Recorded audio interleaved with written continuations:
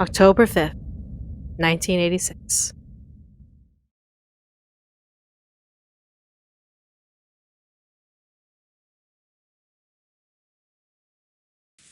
The dawn of the second day. What was the sound that always filled the ears? The sound of the rain, the sound of a waterfall, or was it radio static? In that case, I want it to be the sound of blood flowing through the body. I want it to be the sound of the blood circulating through my body, telling me that I am still alive.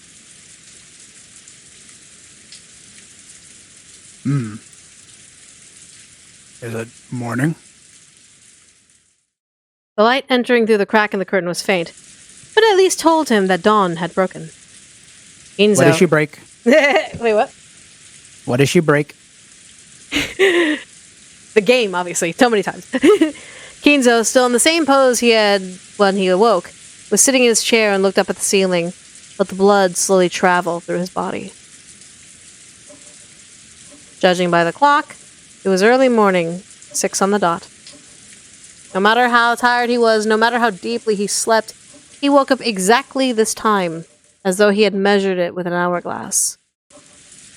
He didn't think that something like this was worthy of boasting of, but he told himself that while he could still do something like this, he was still in robust health. Morning has come, which means... It seems that I've escaped being one of the first sacrifices. Was the result of the roulette fortunate, or is this the fruit of my efforts? It is irritating that I cannot tell the difference, but I will not say that. Ginzo was very slightly driven by a temptation to look on the other side of the study door. But he thought that maybe he might find the traces of a vain struggle to break the door, made by something trying to select him as one of the first of 6 sacrifices.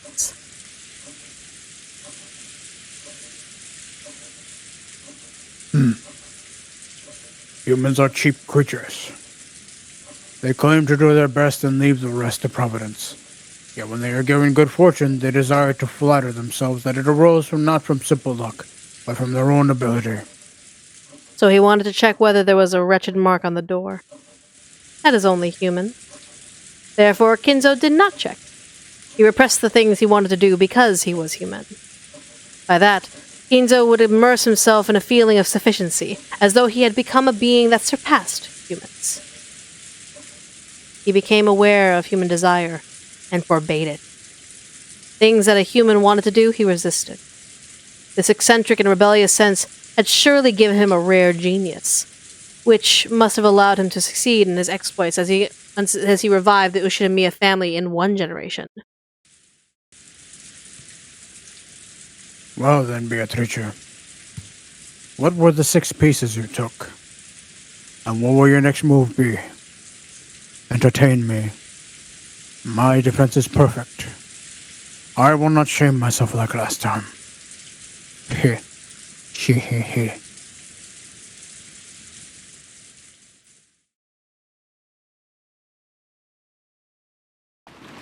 The servants woke early.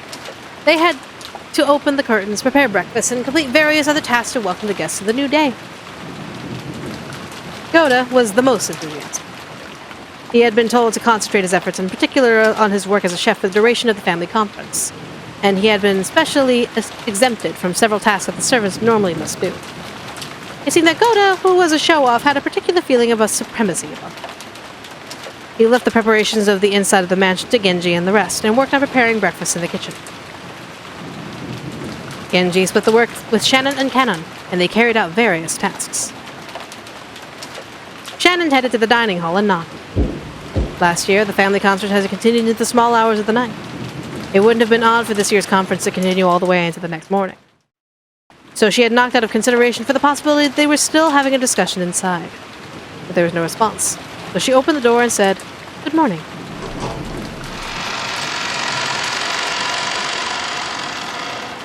"Good morning. Is anyone there?" The room was cold, and it seemed that the conference had ended a long time before. On top of the table there was a tea set which had probably been drinking from, arranged in a way that would make it easy to clean them up. cleaning away the tea was a servant's job.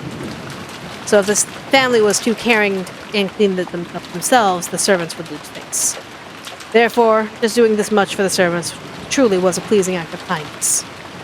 As she approached the table to clean it away, she noticed that something like a memo had been left along the cups. It had been placed together with the tea set, so naturally, thinking it was a memo for the servant cleaning up, Shannon took it. Written on it was not a request, but thanks for preparing the tea, but just a single word. Shannon looked at it blankly and read it out loud. Chapel. Huh?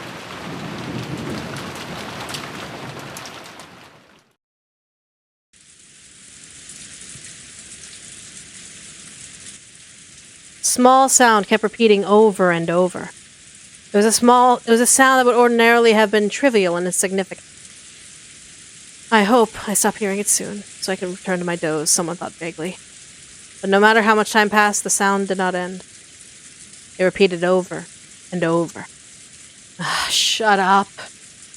Who is that? Banging on the door constantly. As soon as she realized this, she woke up. Someone was knocking.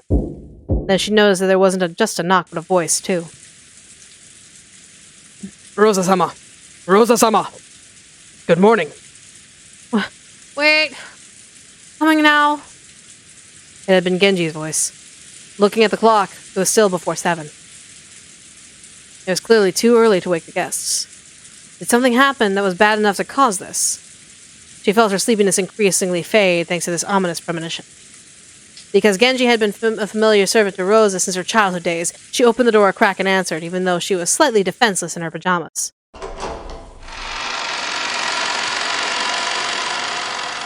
Good morning. Someone needs to lube those hinges. Right? I apologize for waking you this early. Did something happen? Yes. Actually, at the chapel. Genji spoke into Rosa's ear and told her something in a small voice. It seemed that Rosa couldn't understand what was being told after hearing it once, and after repeating the words back to him several times, she finally realized that apparently something strange had happened. Rosa closed her door for a second, and then after changing her clothes, she immediately accompanied Genji, and they headed to the mansion.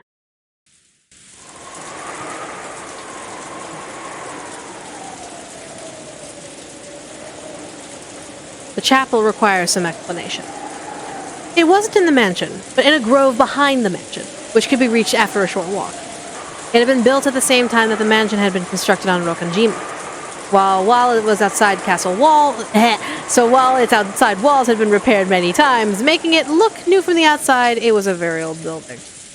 Rosa and Genji dashed through the rain together. Like the previous night, the rain was falling in earnest.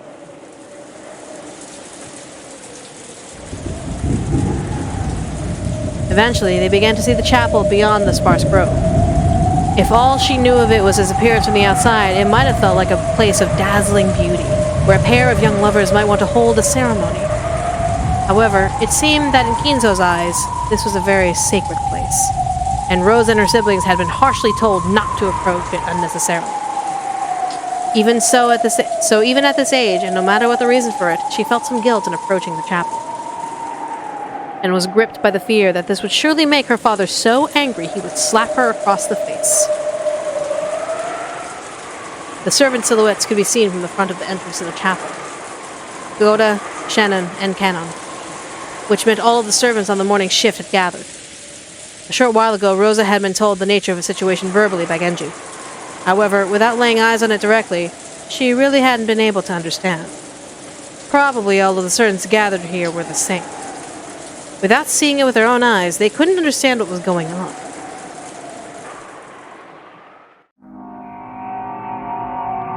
Because on the door was the entrance to the chapel, was drawn very large with creepy, sticky paint-like substance that made one think of blood, with something like a creepy magic circle.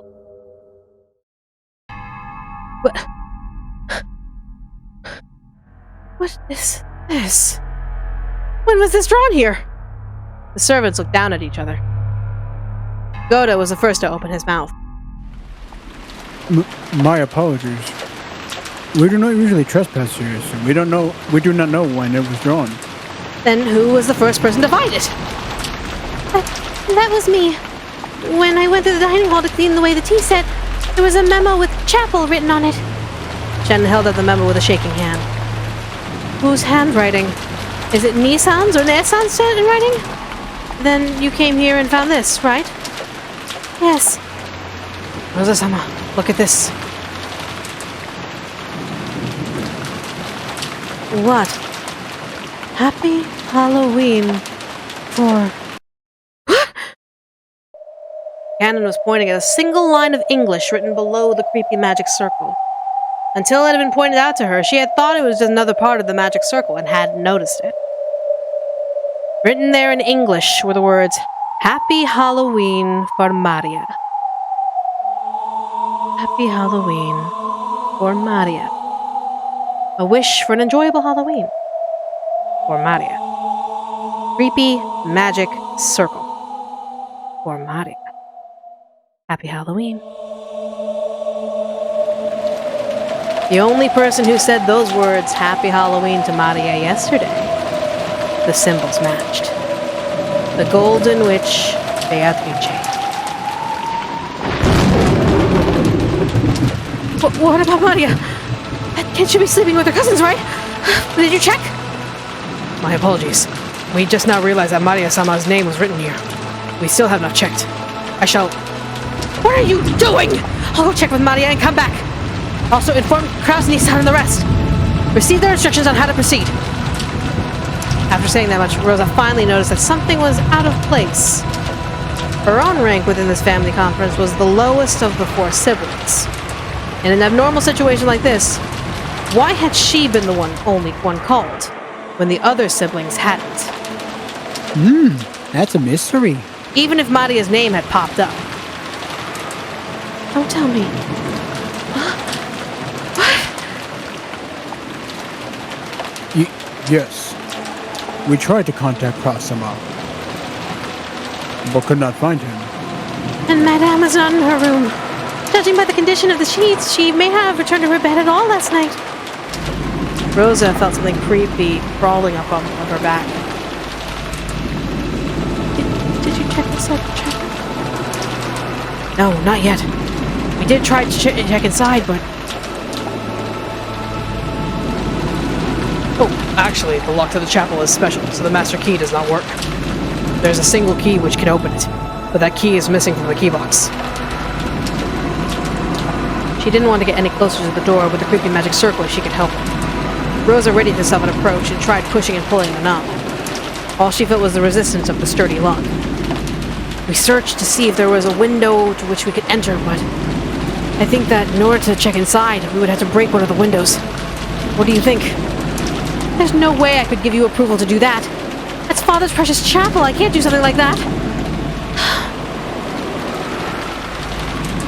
And the events of the previous days swirled around in the back of Rosa's mind. That's right. When I met the witch in the rose garden, didn't she hand Maria an envelope?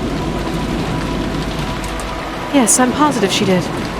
When Maria had tried to open it, the witch told her not to do that yet, and that she had definitely said, the time will come soon to open it. Rosa became convinced. There could be no doubt. The letter which had been handed to Maria.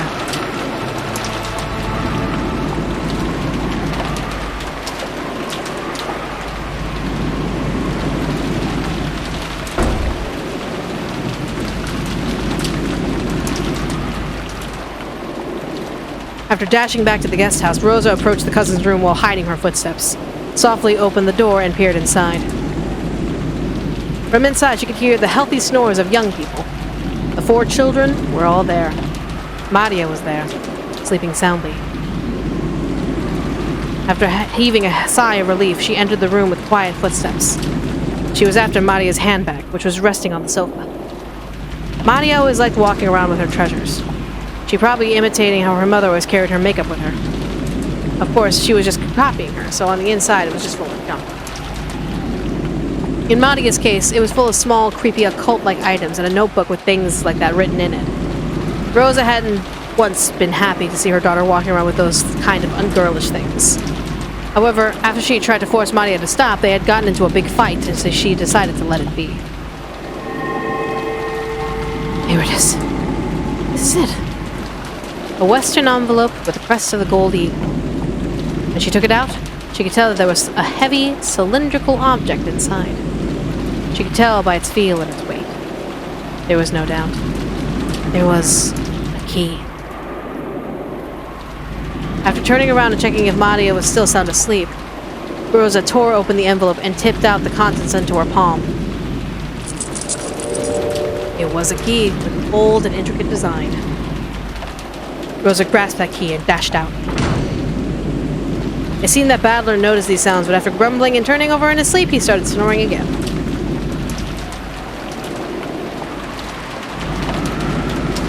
Genji-san, could this key be the key to the chapel?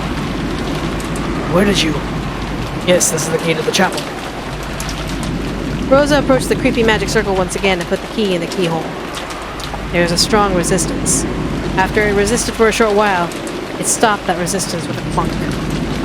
Then, squeaking with a noise that hurt one's ears, it slowly began to open.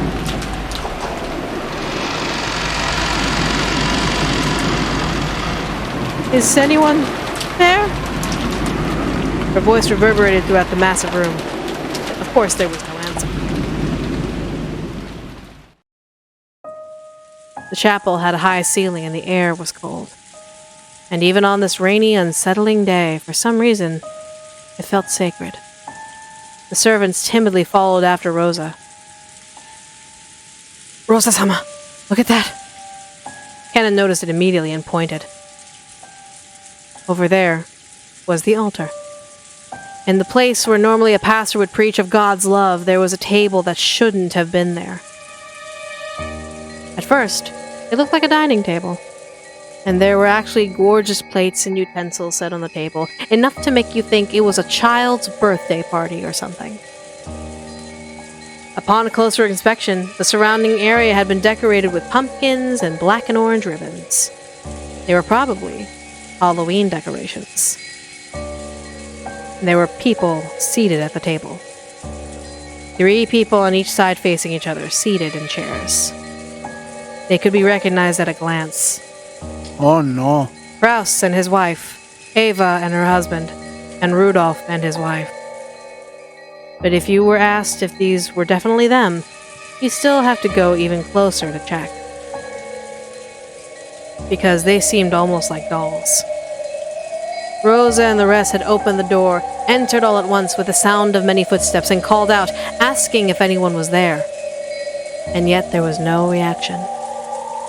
Even assuming they had chosen to ignore them, normally you'd expect there to be some kind of reaction. And there hadn't been even that. So at first it felt like someone had set down some dolls that looked a lot like them. By now it wasn't just Rosa. Shannon and Canon, and even Goda. They were all fighting frantically against the rising creepy emotion tightly grasping their hearts. Nissan? Nissan? As she climbed up the altar, she called out again, but still the others gave no reaction. Yes, by now Rosa had accepted it. They were not dolls. She had accepted that they were those very people. This is... They approached close enough to be able to see clearly what was on the table. Just like their first impression, it looked like a lovely banquet reminiscent of a child's birthday party. Piles plated up with sweets, glasses with lovely drinks. Several ornaments in the shape of pumpkins. They were all decorated in a Halloween style, and while it might have been an irrelevant thought at a time like this, she thought this would surely make Maria happy if she could see it. Knowing Maria, she probably would be happy still. They were seated in front of that table, and it looked like they were sleeping. It was an eerie scene, as though a small, fun-looking Halloween party had been stopped in time. They're all sleeping? When she approached even closer to them, she realized that candies were scattered all over the floor. There were candies in very fancy wrapping. Cookies, fizzy lemon sweets, chocolates. And they were all distributed across the carpet, which was covered with blackberry and cranberry jam.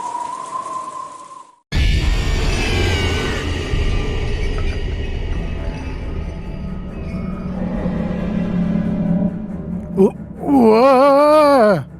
Rosa and the rest finally realized what the situation was. It was a Halloween party. A banquet for those not of this world. Kraus, Natsuhi, Ava, Hideyoshi, Rudolph, and Kirie, 6 people in all, were seated in the chairs, dead as though they were sleeping. How could you tell that they were dead and not simply sleeping? That was because they were from their chests to their stomachs, vertically sliced open. Kraus-sama! How cruel!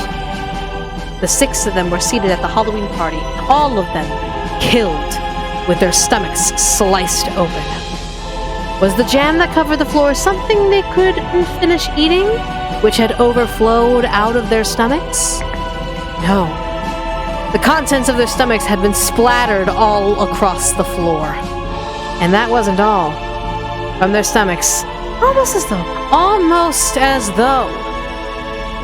though they had spilled out sweets.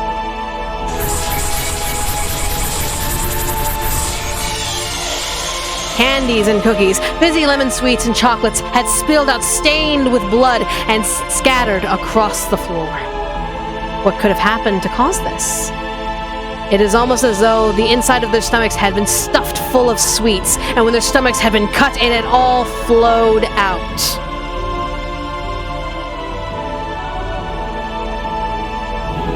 Rosa remembered a gross-out meal. A turkey that had been served at her own birthday when she was a young girl, when she had put the knife in from the inside, her very favorite, because no one had told her about it at all. Bright red, ketchup omelet rice had poured out like blood-stained maggots. Blah, dripping, slimy, pulpy, sticky.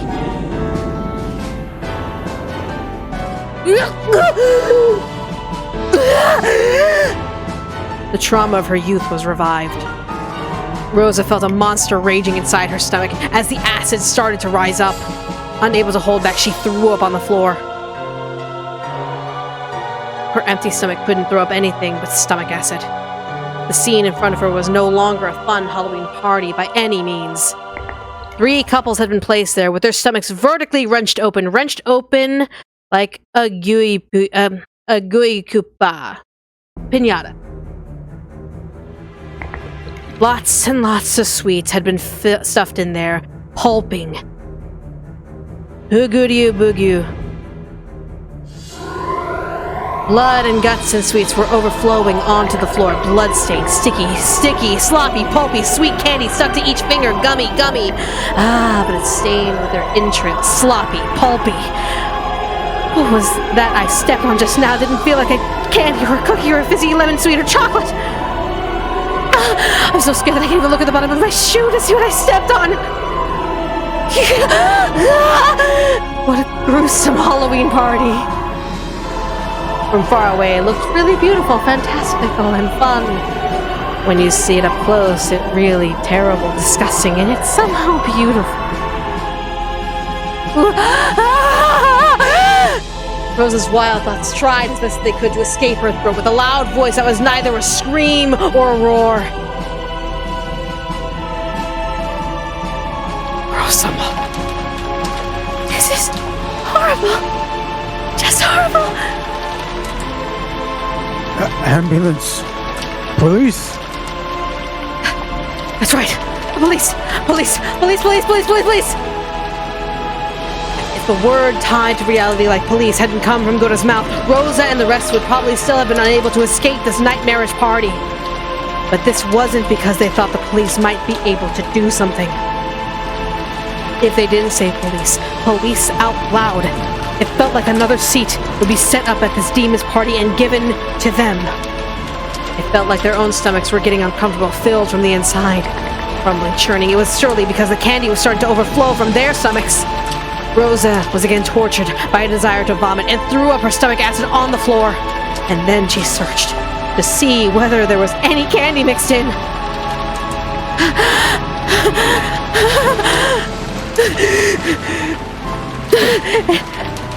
Anyway, Rosa coughed violently again and violently spat up the stomach acid that burned her throat onto the floor. She suddenly realized that by now her whole body had become covered in filthy sweat. Genji-san, Shadow-san, please ask Father for instructions. Lora-san, together with Kana couldn't call the police. Then, have Dr. Nanjo come here. Have Dr. Nanjo come here and what? It's too late for medical care. The servants accepted their orders and dashed outside. After watching them leave, Rosa once again fixedly cast her eyes upon her siblings, who had been through life's joys and sorrows with her and their partners. Even though there could be nothing more tragic, for some reason, the fantastical tests tempted her to describe them as beautiful.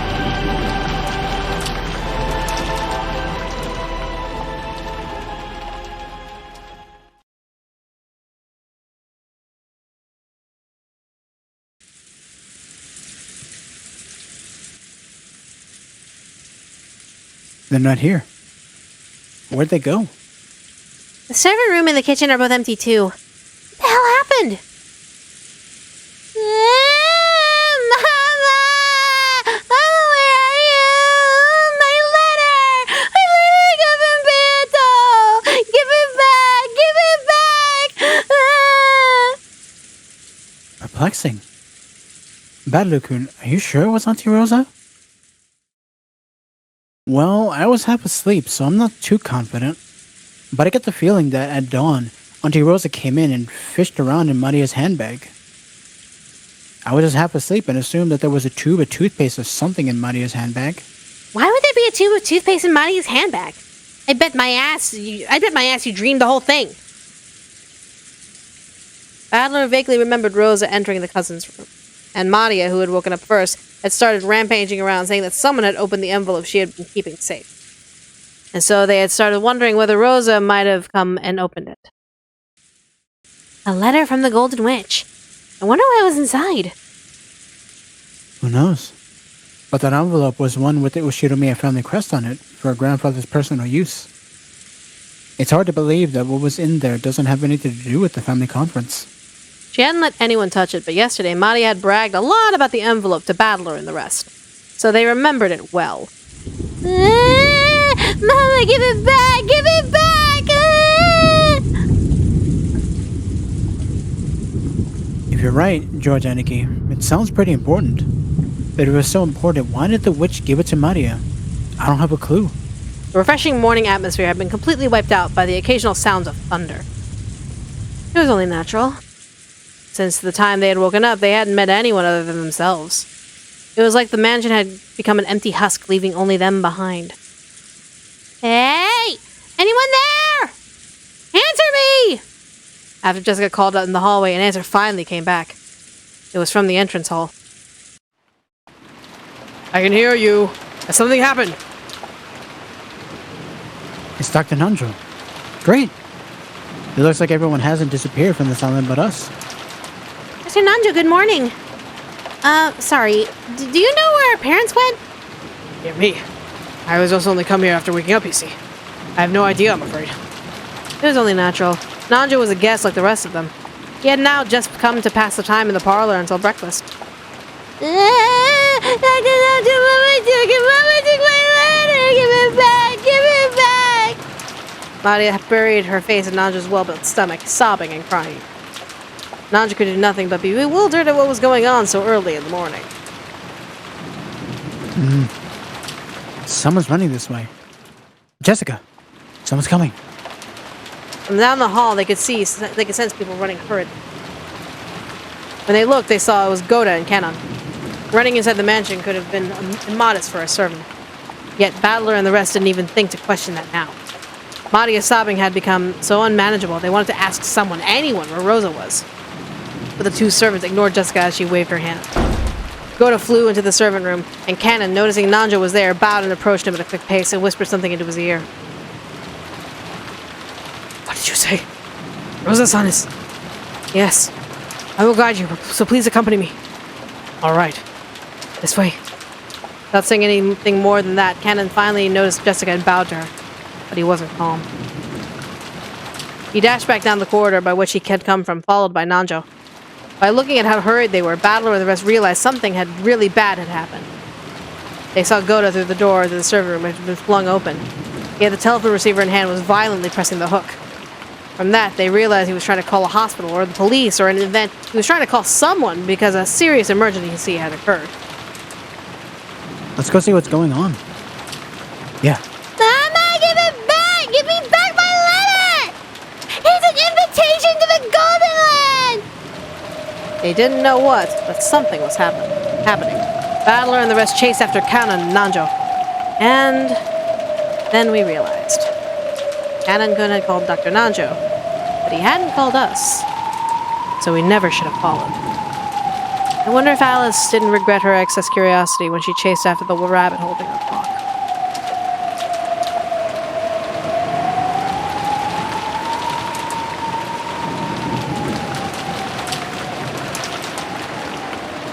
No! You mustn't come in!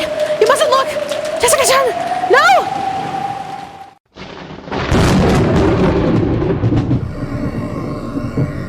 I'm not screaming that. It's a little too late for me to scream.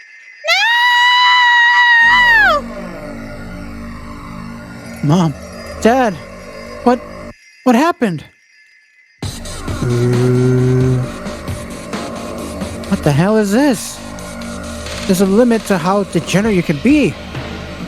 Isn't taking someone's life enough? What the hell is this? After you kill them, you actually bother to sit them on chairs, slice their stomachs, and stuff a ton of sweets inside? Why? Why the fuck would you do something so sick? Fuck this. Great word, shithead. Looks awesome. Looks fucking awesome. It would be better if you all went outside. There's no way they would want you to see them this way. Nanjo told the children to go outside, but no one lent him an ear. Rosa-san, please tell them. If they keep looking at something like this, it'll do nothing but harm. Rosa regretted her own carelessness. She should have been able to anticipate that the children would eventually come here. She should have quickly locked it instead of standing around. So now the children had come. They had seen it. Surely in this very moment they were having a sight burned into their eyes, which was far more grotesque than the gross-out food Rosa had seen in her youth. While she hugged Maria, who seemed to have forgotten her emotions as she stared dumbfounded at the horrid scene, Rosa shed copious tears for them and their parents. Poor groaning and crying voices, their sadness continued to echo in a place which should have known God's love. You piece of shit. Again, another one of those murders. And yet again, you made it all elaborate, killing them like it's a perfect joke. I was hoping I'd hear words of gratitude rather than grief from you. Gratitude? Did you say gratitude, you old bitch? Damn it. If there's something wrong with your ears, I'll cut them both off so you can hear better. Why should I have to say, oh, thank you very much, Beatrice-sama, about this supremely fucked up way of killing? I'll beat you to death. In the last game, you were grieving that you couldn't see your parents' faces when they died, I believe. So I left them. Didn't touch them. Take a good long look and see that without a doubt, your father and the others have been killed. Really? Wow. You deserve full marks for top service. I'm so happy. I swore that if I choked the life out of you, I'd plow your face. But I'll take that back. I'll drag out your guts. Don't give in to emotion and stop thinking. My game has already begun, you know. I decided to leave the corpses clean this time. Do you know why? When you denied my existence in the last game, you denied me by thinking in the following way. That is, their faces are crushed and the identities of the corpses cannot be confirmed. Therefore, the possibility that fake corpses have been prepared to create an alibi cannot be eliminated. As long as that possibility cannot be excluded, the human culprit theory can be maintained. What did you say?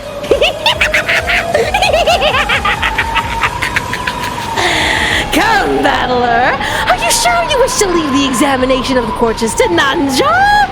Isn't it traditional in mystery novels for the doctor who performs such examinations to be an accomplice?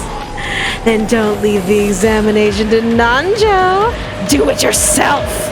Make completely sure that without a doubt, the 6 corpses are the people claimed, that they aren't pretending to be dead, that they are really are dead. And make sure that your father and mother really have been killed by having their stomachs cut open and their entrails pulled out. I suggest you stick your hand inside their stomachs and feel around inside.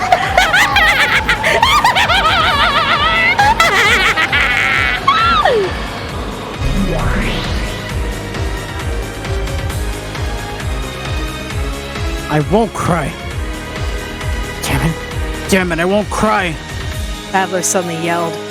His tears were still dripping down, but as though scolding himself for being girly, he slapped his face hard several times with both hands. Even so, the tears still wouldn't stop.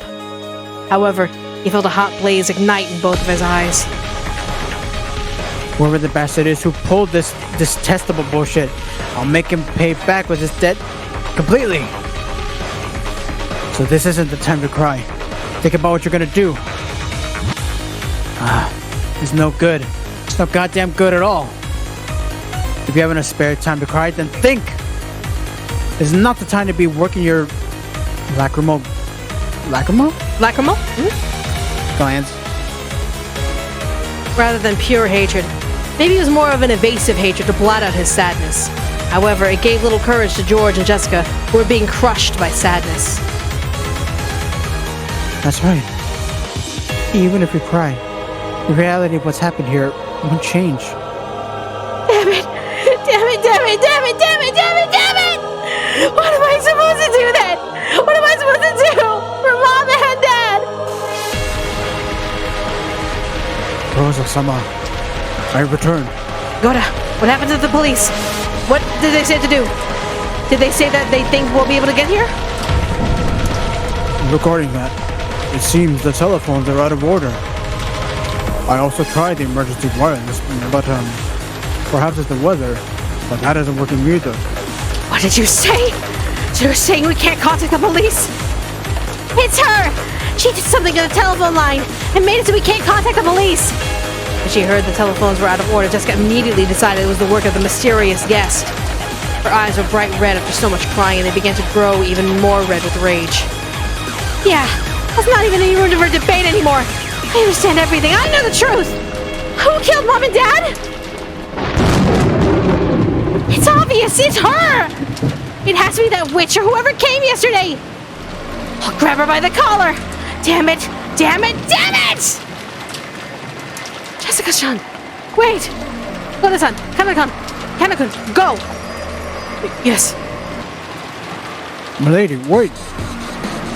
Covering her unfocused sadness with anger, Jessica ran outside, torn apart by emotion. Thinking about it hastily, maybe the mystery guest Beatrice, who had arrived yesterday, was suspicious.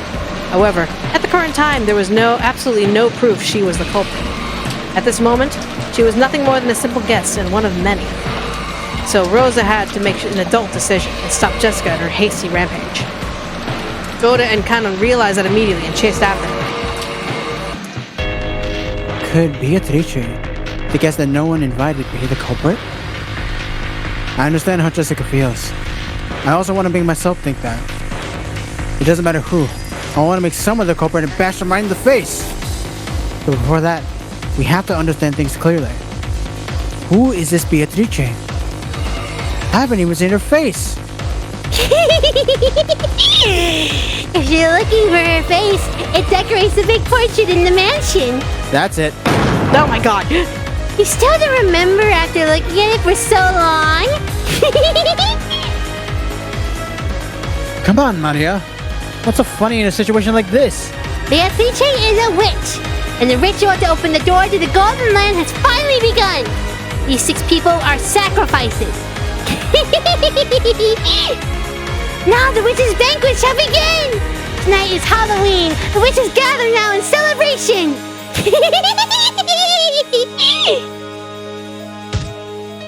Maria! How many times have I told you to stop laughing in that creepy voice? The crisp sound of Rosa slapping Maria's cheek echoed through the high-ceilinged chapel.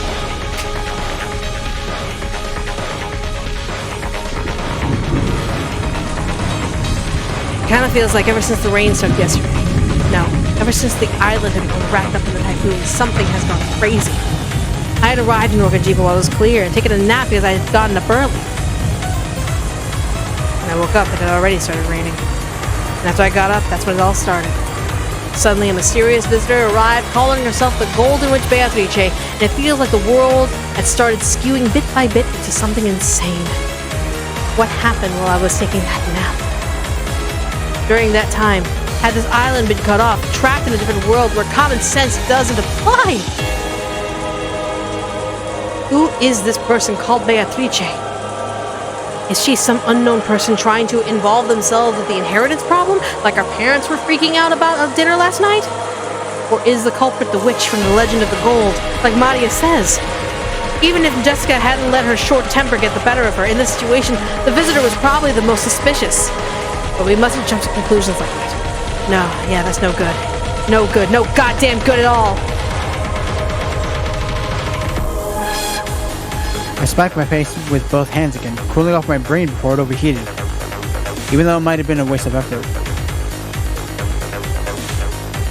This is one of Grandfather's envelopes. On a tray piled up by the sweets that decorated the table, George Anarchy found a Western envelope which had the Orshinomiya symbol pressed done in the gold leaf. And it was unopened. So, doesn't this mean it was sent to us? If it was something Dad and the rest read, it should be open. Seems the reasoning is correct. Look what's written here. It says, to those who remain. Is that the letter the culprit left? What's inside? Aniki, let's open it. After nodding silently, George Anarchy opened it. A folded letter came out. I'll read it. Welcome to Rokujima, ladies and gentlemen of the Ushiromiya family. I am Beatrice, the alchemist for this family, under the employ of Kinzo-sama. That letter really was a joke. This Beatrice, who called herself the This Beatrice, who called herself the family alchemist, had announced that she was collecting the gold she had lent Grandfather, along with the interest. And that interest was everything that Grandfather had created. Since the tragedy was right before our eyes as this paragraph was read aloud, it clearly wasn't referring to just the wealth that Grandfather had built up. It was literal. Everything that Grandfather had given birth to. In other words, all of Grandfather's descendants were included in the interest. Batshit insanity! What a screwed up contract! So lives with the interest for gold, are they? That's like a deal with the devil. Is that how you pretend to be a witch? Ha! Real goddamn funny. Special clause. However, if someone is able to discover the hidden gold of this contract, Beatrice must abandon his rights for all time. Kinzo-sama has already publicly displayed the location of the hidden gold within the epitaph under my portrait. So something like this. If the motive for these murderers was a collection of the interest, the condition for stopping them is to find the hidden gold she gave to Grandfather, is what it's saying. And it also says that the secret to this is hidden in the epitaph on the portrait. So, is this a letter of challenge from the witch? Break the ciphertext describing the location of the hidden gold, if we can? And it's saying that if we can't, the collection of the interest will continue as planned? I'll beat you to death, no problem! But, Manakun, look here.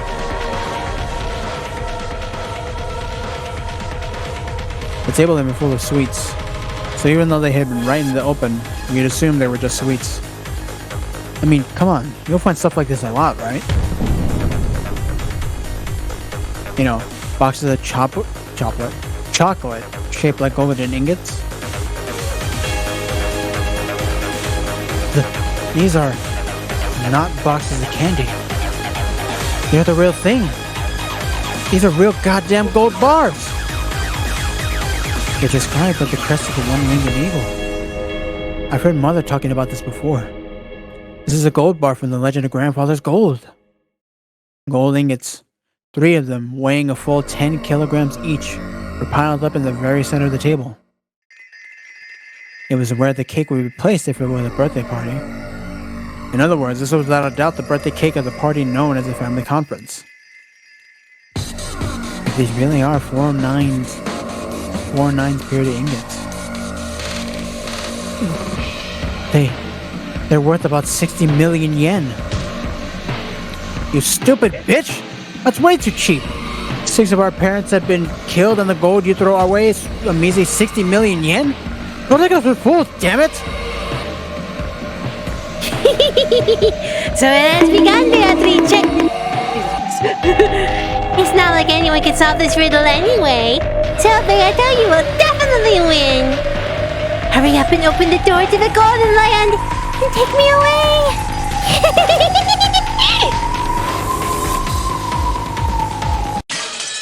And that is where we'll end. Well, once it goes to because I can't save unless it actually